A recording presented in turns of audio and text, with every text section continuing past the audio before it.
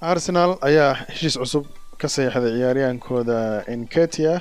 Ciyaaryahankan ayaa heshiiskiisu dhammaanayay bishan June haddii ay dhammaato, kadibna wuxuu ugu biiri karay naadiga oo doono si xur ah.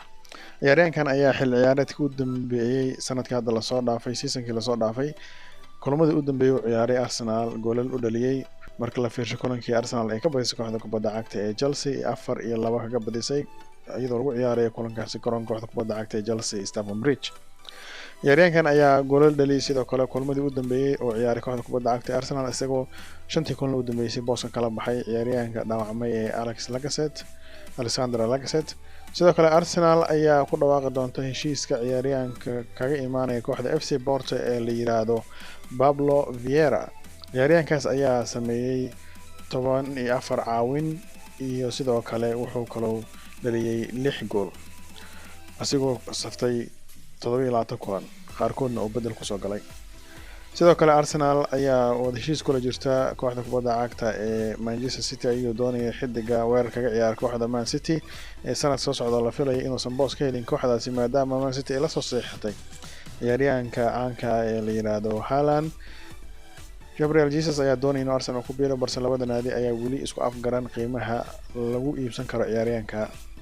kooxda City ayaa doonaysa lacag ku dhow 50 milyan oo pound balse Arsenal ayaa joogta lacag 40 milyan oo pound balse Arsenal waxay doonaysaa in lacagaha kale 10 milyan ay ku bixiso qaabka loo yaqaan ciyaaryahanka qaab ciyaareedkiisa goolasha uu dhaliyo sidoo kale naadiga haddii uu soo saaro Champions League iyo haddii uu koobka guuleysto.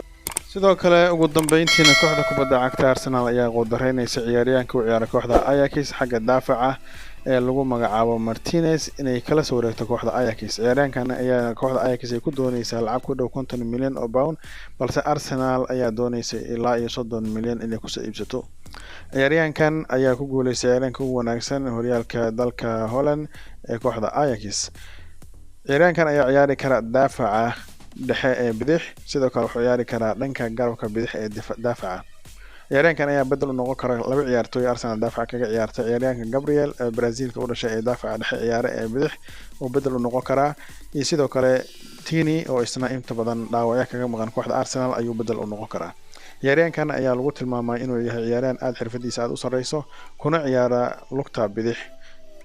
kooxda Arsenal ayaa doonaysa in ciyaaryahankan la soo wareegato sidoo si isku dhisto oo u diyaar garowdo horyaalka Ingiriiska ee la ciyaari doono seasonka soo socda iyo sidoo kale kooxda oo Arsenal oo ciyaari doonta horyaalka qaaradda Yurub ee UEFA Europa League. waxaynu ognahay horyaalka Europa League in la ciyaari doono maalmaha Khamiista. Arsenal ayaa hadda ciyaari doonta horyaalka Ingiriiska.